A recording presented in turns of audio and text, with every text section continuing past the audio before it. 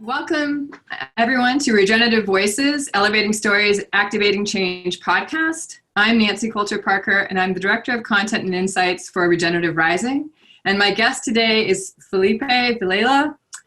He's a Brazilian environmental entrepreneur and founder of reNature, a Dutch-Brazilian organization with extensive knowledge and experience in regenerative agriculture and agroforestry around the globe. Felipe was the regenerative agricultural lead author at UN Environment for the Global Environment Outlook for Business brief on the changing role of business in transforming food systems, and Young World Champion at United Nations Environment Program in 2019. Felipe's ambition is to increase engagement with global corporations to make a transition in their agricultural practices using successful regenerative showcases that ensure economical viability and farmers' resilience. Felipe has been pitching at TEDx Amsterdam, Rabobank, World Economic Forum, the United Nations Climate Change Conference 24, and International Conference on Sustainable Development. Welcome, Felipe. He's joining us today from his office in Amsterdam. Hi, Nancy. Thank you so much for this invitation. It's a pleasure to be here today. I'm actually now still in Brazil, not in the Amazon. You are? This picture behind me. Oh, that's right. That's right. but I'm going back to Amsterdam once the COVID restrictions allow. So probably in the beginning of January. Okay. Okay. Well, that's not a bad place to be then. Thank you so much for the invitation. Well, let's start then. That's fitting. Let's start with, you grew up in Brazil. And so could you tell us a bit, just about growing up in Brazil and that your parents and their influence on you that helped to lead to the work you're doing today? Absolutely. Yeah. So basically I was born in a family which has always brought me to nature, even though being born in São Paulo, which is a huge city with 25 million people. And my mom, she was always passionate for nature. She's a yoga teacher. So she would always take me to the forest and to the waterfalls next to São Paulo. And my dad is a banker, is working in the financial sector for 25 years. And they are completely opposites. My mom is really more into like nature inclusive agriculture as well from her family farm, and my dad is working with finance. So I got a bit of this mixture between finance and the nature inclusive agriculture, which has tremendously impacted me over my journey now working in regenerative agriculture. And so, and then how did you come into this regenerative space? What did you witness in Brazil, or what led you down this path further after that initial influence from your parents? Perfect. So basically, by being passionate for nature, I got the experience and the privilege to travel around the globe, looking at different ecosystems. So I went to Africa, in Namibia, to work with wild elephants on a conservation project. And once I came back to Brazil, I thought, hey, I'm traveling the globe, but I don't even know my home country well. How come is that? So I decided to go to the Amazon rainforest by car from the south, where I'm from, Porto Alegre, and I was amazed by the forest ecosystem and how indigenous communities, they are living in harmony with nature there, growing their own food, fibers, medicine, and respecting the biodiversity present there.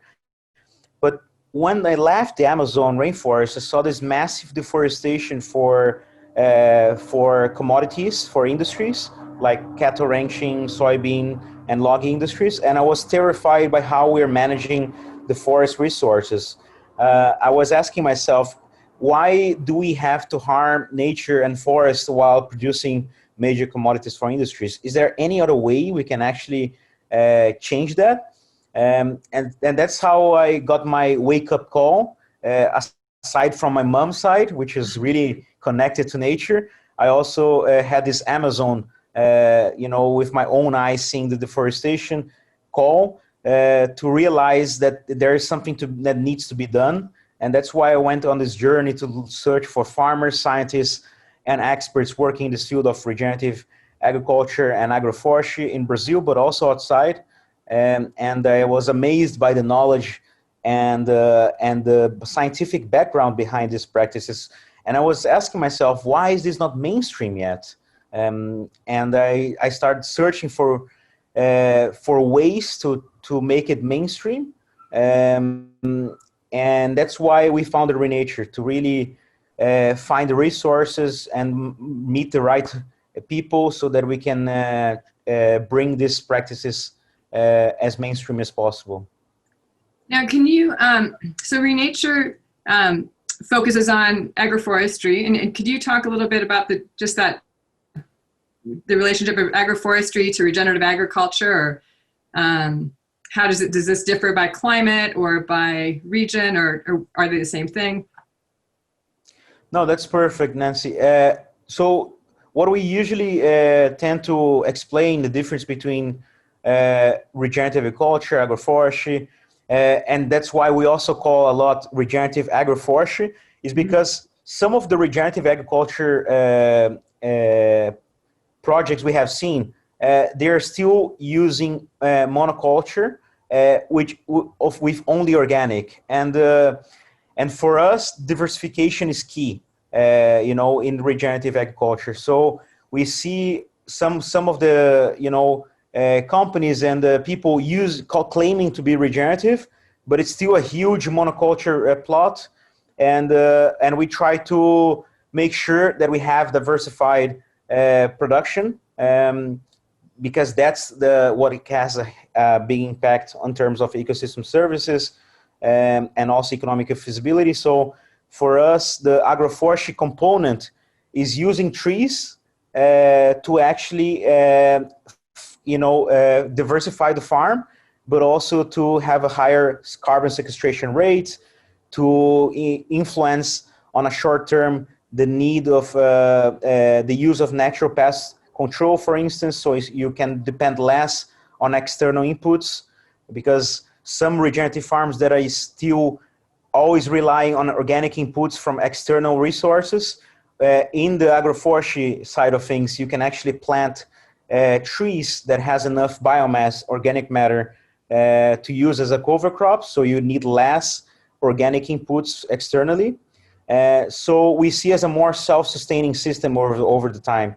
And the regenerative agriculture and mixture with agroforestry, we thought, okay, I think it makes sense that we can use the regenerative agroforestry word, but it adjusts to each climate, because sometimes in some climates you cannot actually use the agroforestry side of the system, while some farmers also want a lot more simplified system instead of a more complex agroforestry system. So we try to adjust that. Okay. So then, can you tell us a bit about reNature? Just what it is, or the work that you're focusing on, and I know you have some big goals as well that we'll touch on.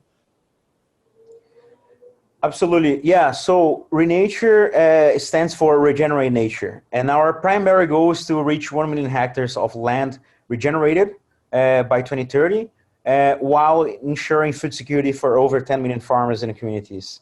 So now reNature is looking at bridging the science with real case scenarios projects, and inviting the businesses and industries that has most of in their portfolio unsustainable agricultural practices to shift their practices. So we have projects mostly on emerging markets, Latin America, Africa, Southeast Asia, mainly because of two reasons. One, those are countries where poverty line and also climate unresilience and farmers' vulnerability is mostly seen it and exposed. Secondly, is because countries which the major commodities which is causing deforestation are being produced.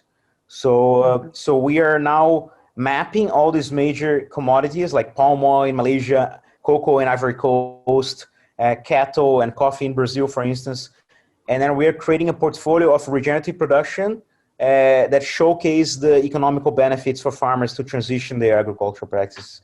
And once we do that using science and real case scenarios, we can invite businesses, large organizations to really start learning about this process and seeing the benefits of scaling that throughout their supply chain and production units. So that's a bit of how reNature has been working, and it's been a pretty exciting journey to see the term of regenerative agriculture, agroforestry, becoming more and more recognized from many people, especially now with the Kiss the Ground movie. I think it had inspired many people about and organizations also. You see a lot of CEOs of companies sharing this movie in their socials. So it's pretty exciting times now we're living. So just to clarify for people who aren't familiar with hectares, it's about, I think, 2.47 acres equals 1 hectare. So that's, you're looking to do about almost 2.5 million acres, right, of regenerating land worldwide. Is that correct? Yeah, that's correct. Yeah, when you do the conversion. So then what, how would you say too, I mean, there are a lot of environmental organizations or organizations focused on sustainability. So what makes, reNature different, from some of those groups? Is it like, what would you say the outcome would be that's different? I consider reNature a very positive oriented and a very action oriented organization, because we're trying to not, make all this intermediate, work while the grassroots organizations and farmers on the ground needs to have they need to feel owners of the projects and also of the design they have made. So reNature works really along next to the farmers on the ground on building the relationship on the growth of the project. So for us, it's really about listening to a farmer and being next to them so that we can scale this in a more solid ground. And for us, reNature is really focused on solutions, on action, and on partnership, because we see that the only way to grow is to use the SDG 17, which is my favorite, the partnership for the goals, and bring a multi-stakeholder engagement process into projects so that we can use, for instance, for financing, blended financing instruments. So we can have the private sector and also an impact investor co-invest in a project, and having also local shared knowledge through local farmers and experts, so that they can also have a contribution to the development of the project. It does require more logistics when you use this kind of approach, it's multi-stakeholder, but it's the only way we see scaling such systems. And we have seen, for example, with this collaboration with Savory in Brazil now, it's bring Savory fantastic Institute? Savory Institute with Daniela, and it's bring amazing to already look into this stakeholder engagement role working together in Brazil, and we see that there's a very beneficial gain for all the players in this process. So can you explain that a little bit too, as far as just that gain for everyone involved? And sometimes when we talk about regenerative agriculture, and the time it can take to implement, some people do 9-year crop rotations, or it can be a little bit daunting. So how do you create that sort of on-ramp for companies, or how do you kind of help them see what they're stepping into, or that they even can't, that they can step into it, and that it's possible? Because I think for bigger companies too, and small, it can seem like a lot. Absolutely.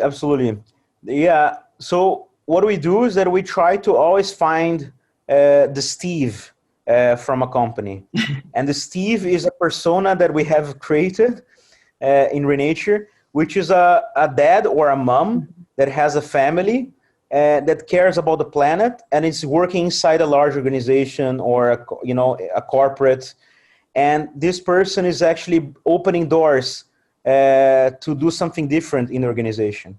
And this person is someone who cares about the planet and it's trying to do the best he can to educate people around him in the employees working for this organization. So we reNature try to always dialogue with the Steves so that we can understand who is this person and what is his goals inside the organization, and how can we make that a strategy behind the organization to shift into regenerative agriculture. Mm-hmm. So this is something we have been trying to do, like with partners working, is to really feel who is the one who is the more willing to learn about these systems. Mm-hmm. So it's been quite a fascinating journey also, because some Steves we have met, they are now working with us in reNature. So like, for example, Elena, who is our finance manager, she comes from Danone, and Eva, who is coming from Rabobank Foundation. So you see that this kind of environment brings more, a track of like relationship to build with the people inside this organization, so that you can actually plant a seed inside this organization, so they can start learning about regenerative practices. And so, and I know you've spoken about sort of these case studies, or kind of showing them, having these plots that, that you use as an example, or sort of almost educational plots. Is that something, I know you've worked on areas so far from like 1 hectare, or roughly 2.5 acres, to 1,200, or 1,200 hectares, or 3,000 acres. Are those projects that sort of are used more as examples, or with companies, or how do you start small and then kind of work them into the idea? Yeah, no, perfect. So for each project we get involved, it's a very context specific in terms of amount of farmers or in terms of amount of hectares. So if it's like a coffee cooperative of smallholder farmers in Africa, then we're gonna work in a way that it's aligned with their challenges and needs in terms of transitioning. But we also have projects that has a more larger context, for example, in cattle in Brazil, which is a 1,200 hectares model farm that has the potential to scale to 25,000 hectares. So, like there's a difference between arrangements of projects due to the context specifics of that project. So, for example, in the Amazon, we have a private landowner who has 100,000 hectares of land. And now we're doing socioeconomic studies to create a supply chain for the forest product in the Amazon, in this land, for rubber, fruits, nuts, and oils. And we're mapping all the local communities living in that location. Exactly this location behind me, actually. And there's around 60 families which lives there now.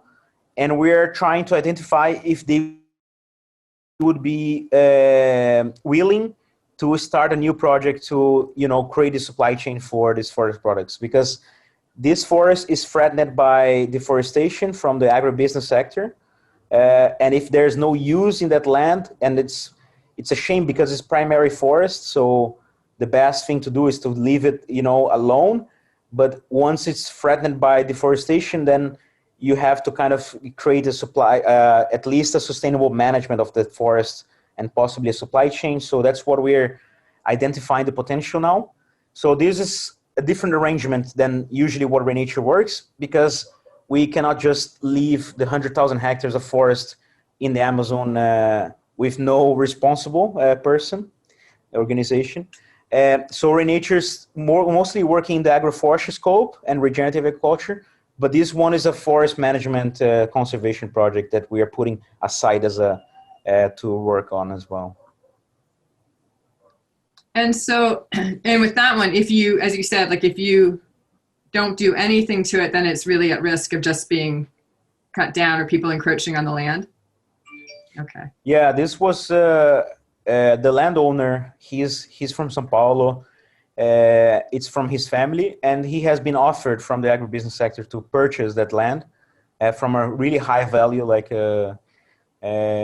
millions of reais, and he basically said no to the person because he do care about the land and the forest, and I'm so glad that he have met me also during that process of negotiating with this agribusiness guys, because he said, Felipe, I don't want to do that, like I really want to protect this forest, but also we need to generate some income from it. So that's why we're now doing this socioeconomic studies to think of a supply chain there. That's great. So do you have a favorite example of your work, or just something that, just that paint that picture of where you've gone in and either worked with the community, or sort of helped to, regenerate the area, or developed, the different diversified the crops that were offered? For sure. I think like one of the most exciting things in the work of regenerative agroforestry is that you can impact so much the microclimate as well. So as an example, I have shown the Swiss farmer, Ernst Gitsch, who is a big source of inspiration for us.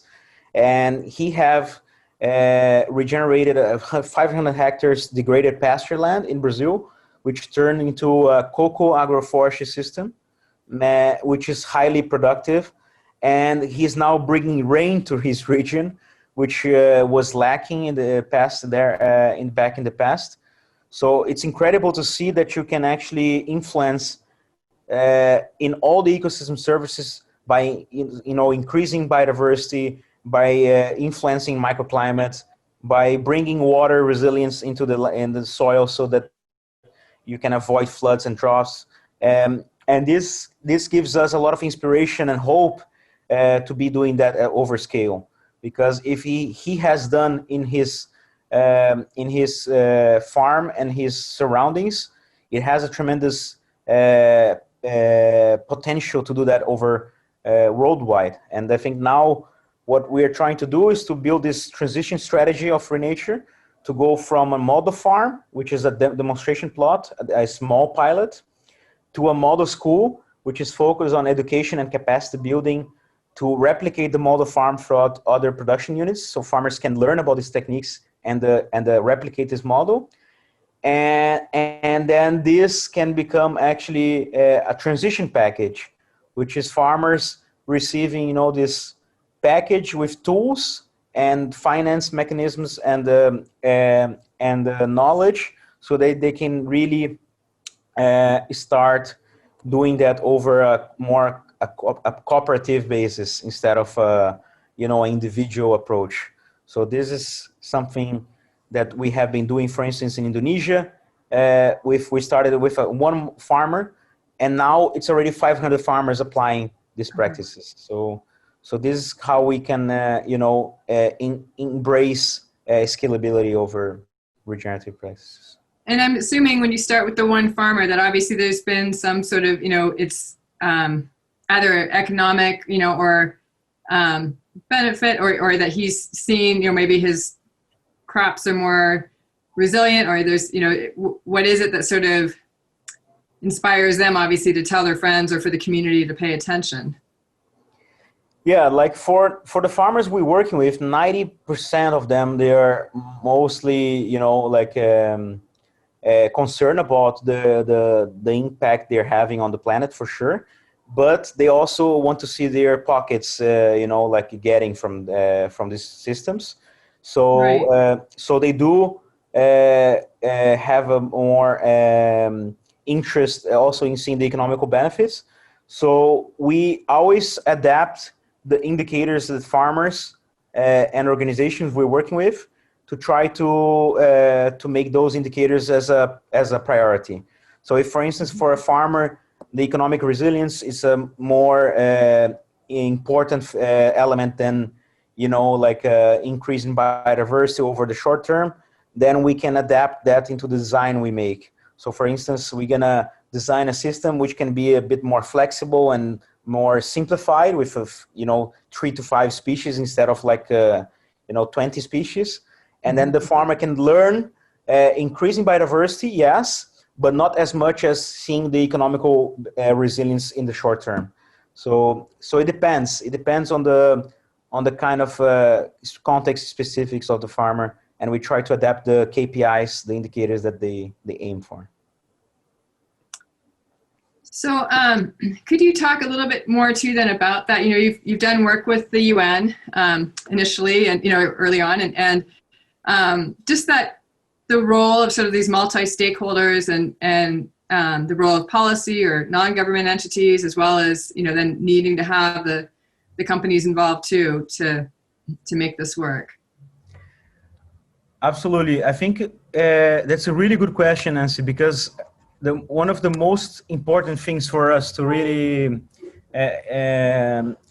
bring scalability and making mainstream regenerative agriculture and agroforestry is collaboration. Like, we need to look into a multi-stakeholder engagement position in this space, in this movement, to really be able us to transition at scale. And I think to do that, we can use a few mechanisms. And one of them we like to use is blended finance. So we have multi-stakeholder engagement to actually regenerate land. So for instance, you can use a cosmetics company that needs palm oil, for instance, or aloe vera or moringa, for instance, and then it can it can be planted together with cocoa, for instance, that is a crop that it can go to a chocolate company. So you can bring two different organizations. Then one needs cocoa for the chocolate, and the other one needs the palm for the cosmetics, and to both finance the project and see so that you can decrease the risks of investment as well, and learn from the process from beginning. And then by seeing diversification in the land that can be regenerated and learning through the regenerative methods, the organizations, they start seeing the benefits of co-investing in it, and then seeing the purpose of scaling that for all their production units. So using blended finance and multi-stakeholder engagement is key to activate scalability. And this has been done with multiple partners of ours. For instance, a venture philanthropy organization in Switzerland called LB, which they have invested in one project of ours, where you have the off-taker also financing the transition. So you build this relationship between impact investors, but also banks and corporates to see the purpose of adopting regenerative agriculture. And that seems like that collaboration really brings efficiencies, for them too, like cost efficiencies, even if they're not having to be the sole owner of that land or the sole manager. Exactly. And especially that most the reNatures only getting involved in projects which we have farmers that owns the land. So reNature is never like, we're not in any case interested in purchasing land or anything like that.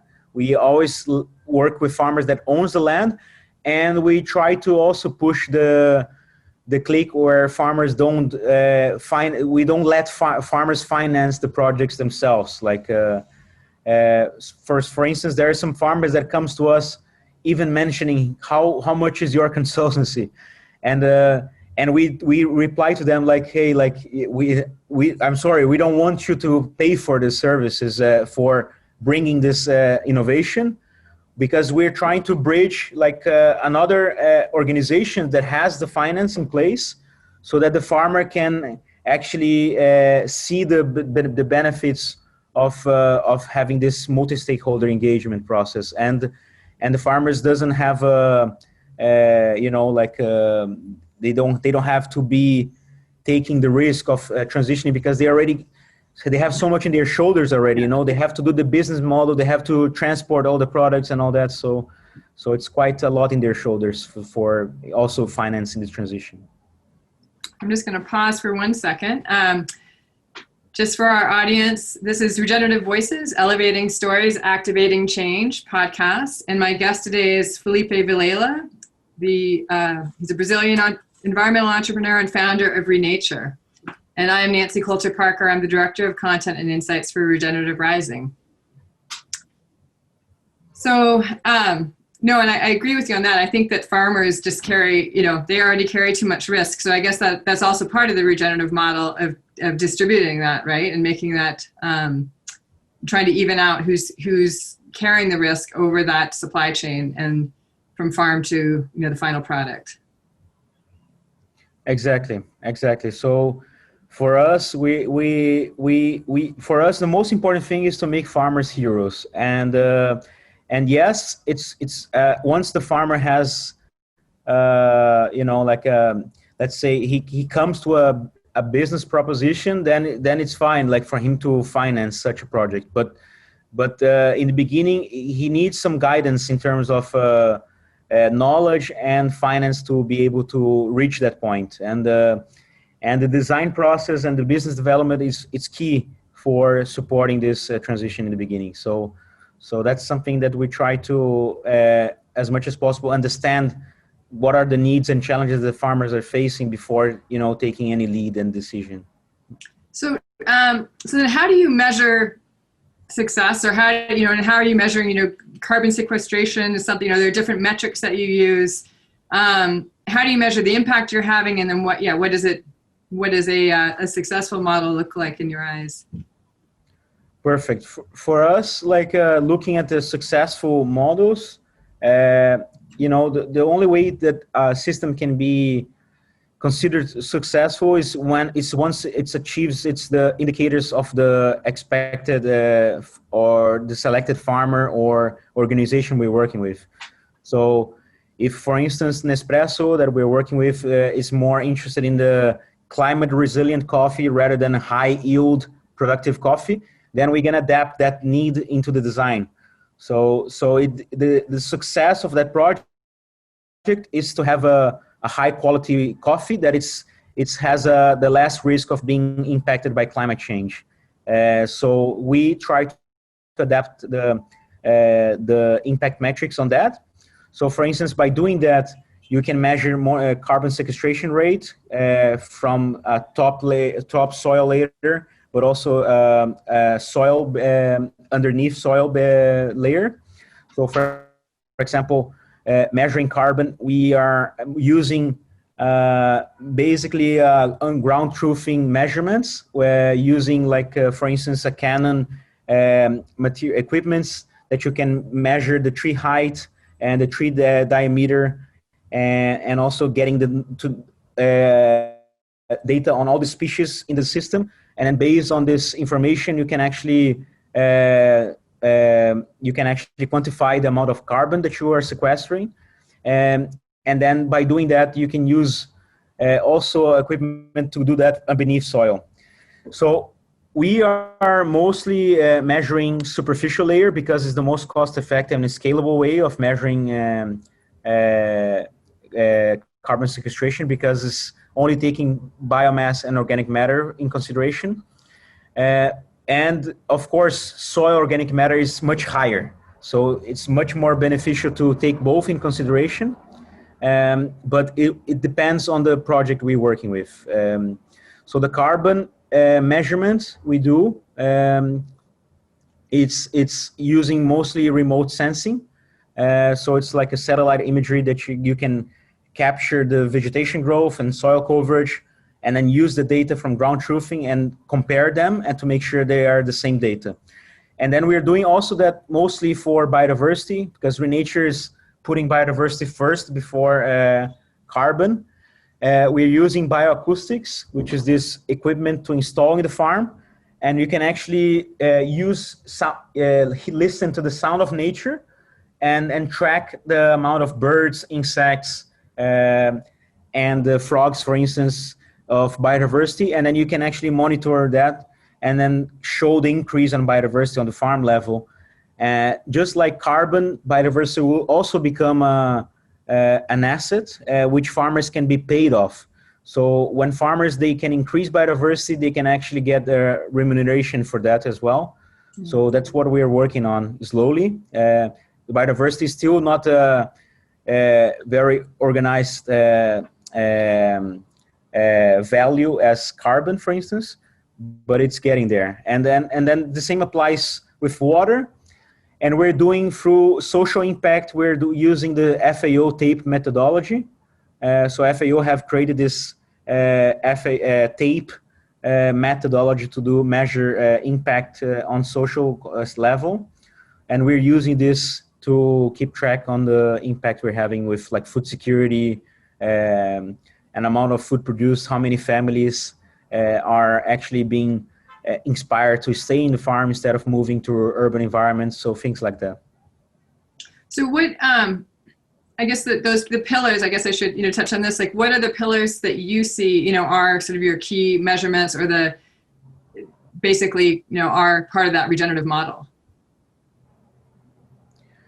Yeah, for us, looking at ecosystem services is key to activate change on the ground, because farmers start seeing the benefits of having a different income streams besides their crops. Mm-hmm. So if a farmer starts receiving credits for increasing, carbon stock or biodiversity increase or water, they start seeing the purpose of adopting the same practices. So like the neighbors, they get really inspired by that. So for us, the monetization of the ecosystem services is something very interesting that we're looking into in order to scale that amongst farmers who are more resistant or reluctant to change. So, yeah. And I guess too, like, what is that?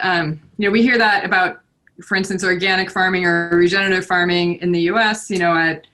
I think we've had David Vetter speaking to this recently, where his farm is regenerative, organic, regenerative, and he's invited neighbors over to see what he does, or to, and they have not accepted the invitation, or they're not interested, and he has managed to really build his business.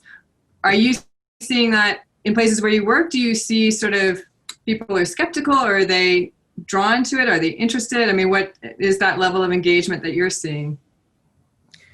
Yeah, so Nancy, like since we started reNature, we didn't really have the time yet to be so proactive as we want to.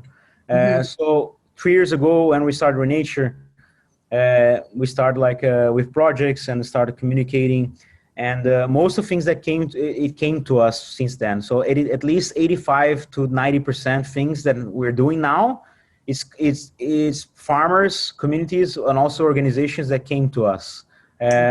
So the other 15 to 10% is we have experience with more resistant farmers, working in the supply chain of a company, or farmers that we have knocked the doors because they have a high impact in terms of land use and monoculture. So we have worked with mostly farmers who are willing to learn and change. Right. And now that reNature is growing capacity, and as an organization, we are having more time to actually knock the doors of farmers who are more resistant and the ones to learn about these techniques. So it's still on an ongoing process. But the factors that are mostly inspiring farmers to learn about this and being less skeptical is, one is the business case. If you show the business case for regenerative agriculture, they are interested.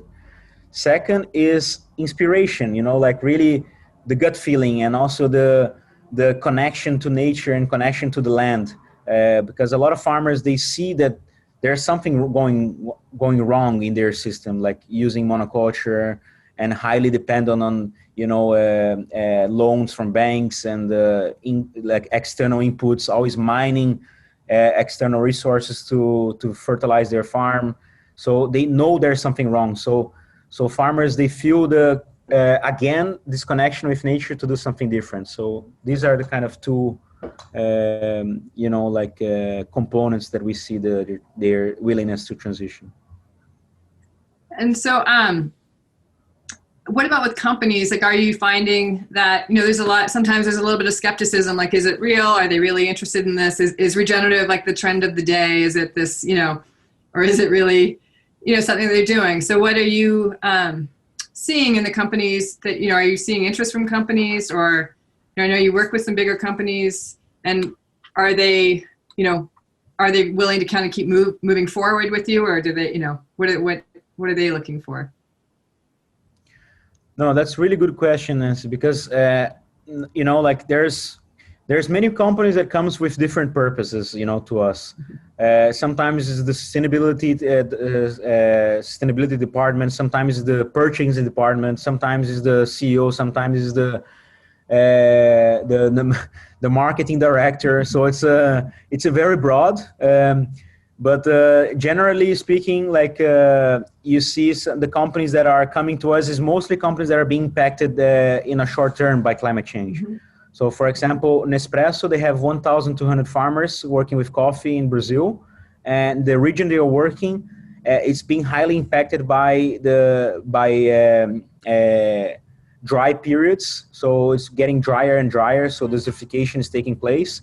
Due to the less rain the Amazon rainforest is bringing to that biome. So farmers there, coffee farmers, they're being extremely impacted by the low yields coffee is giving due to the climate change.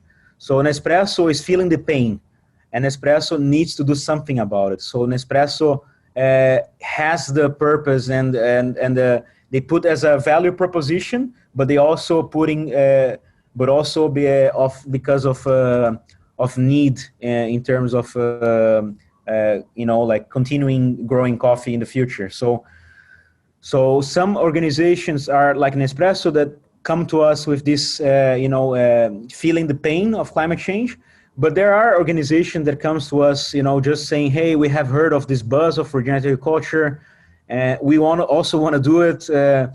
Can you explain what does it mean? Can we put that into our strategy, like in a very, in a very narrow way?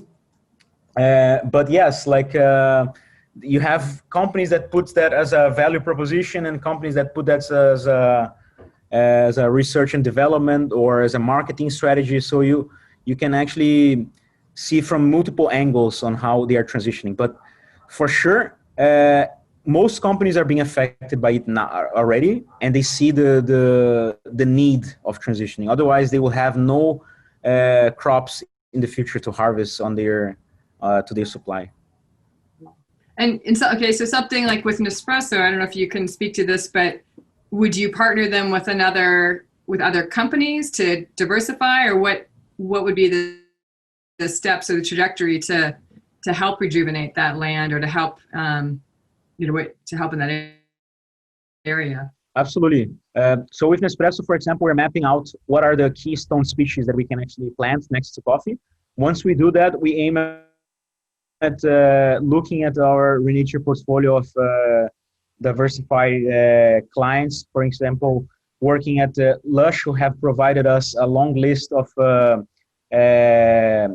crops that they need to their cosmetics. So we know that Lush needs aloe vera, moringa, and citrus and things like that. So we can actually have these species next to the coffee, and then bridge these two different organizations to diversify the landscape, Regenerative, and also have the Lush collaborating with Nespresso on this strategy to make to reach the regenerative agriculture targets that they aim by 2030. So this is something that we are working on in a very early stage, but it's something that we're looking at in the near future. Okay, so that's good. Are there other areas where you see things overlapping between, whether it's like cosmetic companies and food companies, or just areas where you can see these opportunities for collaboration, or sort of that the Venn diagram, like that area where they could overlap and help each other? Yeah, that's a very interesting question. And there's a case in Brazil, in Bahia, in which we are working with cocoa shaded by timber trees. So you can actually have a timber organization like even Faber-Castell, like the how can I call the industry as pulp and paper industry. Mm-hmm. That they need the Faber-Castell needs the wood to make the pans and everything. Mm-hmm. So that you can actually diversify with, for instance, Faber-Castell, the timber, and also the cocoa going to the chocolate industry. So you can do that from every industry, like from fashion to food to timber, to cosmetics, and there's two industries that we're not directly wanting to put ourselves into. So one is the biofuel for bioethanol. We reNature not looking to this kind of solutions for now, at least. Is not really part of our let's say value yet, and we don't know if maybe that changed. And as well with grains for livestock feed, because if we are supporting regenerative cattle ranching, it means that it has to be grass fed, and it means that we can use trees to give a high nutrition for cows. So why would we try to solve with producing grains, regenerative grains? So that's a question that we were having constantly in our board of reNature, and we decided to put aside the feed and the biofuel industries in our portfolio. Well, no, and that's interesting, because that is sort of a key, stake in the ground, because so many grains, like so much of the monocropping that's taken place has been for cattle feed or for grains in that sense. And so I think to step away from that is also supportive of regenerative.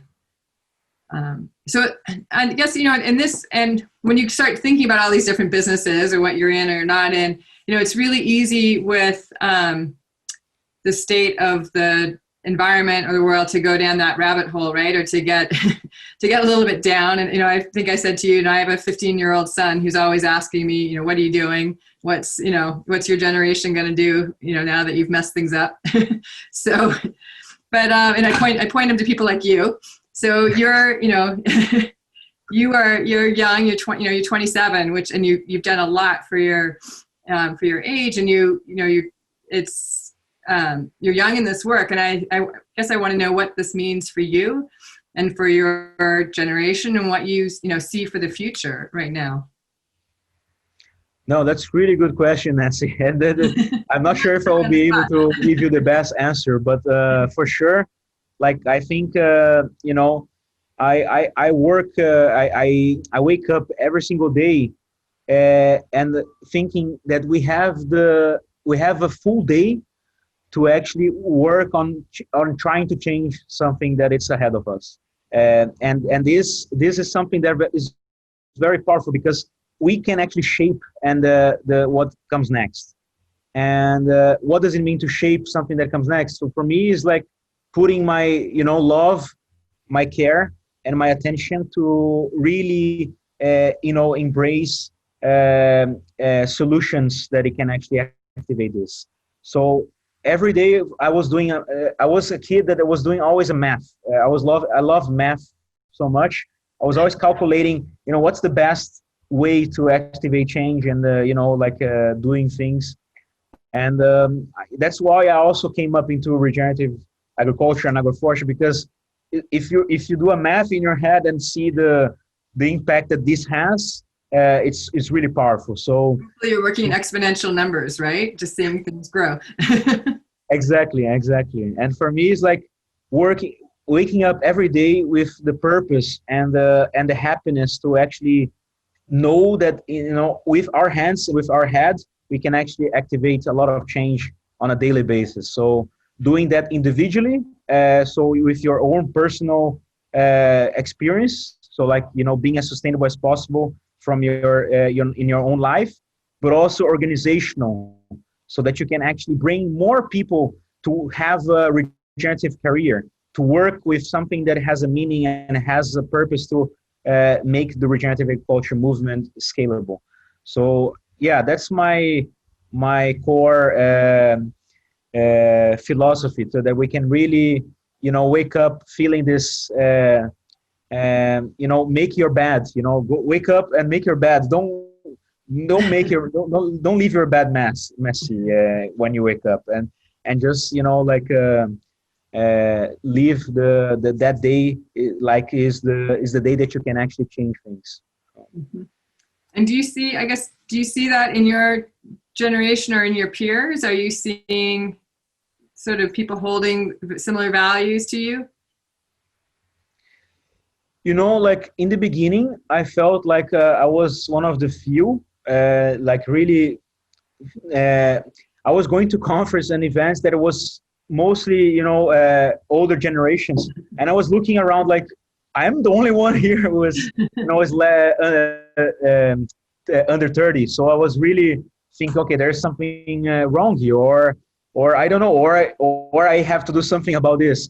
And yes, I do have a challenge with myself that I always feel I'm responsible for something. So I try to, do as much inspiration about this topic to young generation, to also bring them along in these conferences, which quite a lot of them is boring conferences, but some of them is important. And what the Regenerative Rising online this year was fantastic, and I love it. And I'm really grateful that you guys have organized this. And yeah, so the young generation, they are, going fast in this and then learning fast. So I'm quite positive that we will be able to deliver them a better future. We just cannot rely on leaving to them to do that. We have to work hard on our generation to do that. Right. Well, good. Are there other things keeping you hopeful, or just sort of like that you're focused on? I think, for me, what keeps me hopeful is to have a family, because once you have a family, you have people you love around you and people who cares about you, and gives you room to actually think about others. So you can actually, step out from your concern or your, worries or fear around you, and really look beyond, looking at this aside from yourself, looking how can we actually, contribute with to reach a community, to reach a country, to reach the world with the impact we can have. So for me, activating positive change with solutions, and I always have a last word, which is called "Let's do this." Mm-hmm. Let's do this. Well, good. Thank you. Keep doing it. Keep spreading your "Let's do this," and we really appreciate the work you're doing. Thanks for your time today, Felipe. Thank you so much, Nancy, for this incredible invitation for the podcast. And I have to say that it was a huge honor to participate in the Regenerative Rising. It was a fabulous experience, and getting to know all these brilliant people working on this, it just makes us more hopeful and more positive about what the future holds for us. So thank you so much, Nancy. The Regenerative Voices Elevating Stories, Activating Change podcast series is produced by At the Epicenter, a 501c3 nonprofit organization. The podcast and video recordings are made possible by the generous support of people like you. Make a tax-deductible donation or sign up as a monthly supporter by visiting attheepicenter.com/donate. Support packages start at $1 per month. The podcast series is also sponsored by several corporate and organization sponsors. To become a podcast sponsor, visit attheepicenter.com/contact to let us know of your interest. If you found this podcast episode insightful and meaningful, please pass it on by sharing it with a friend or colleague who will also enjoy it. Thank you for tuning in, for your support, and for activating change.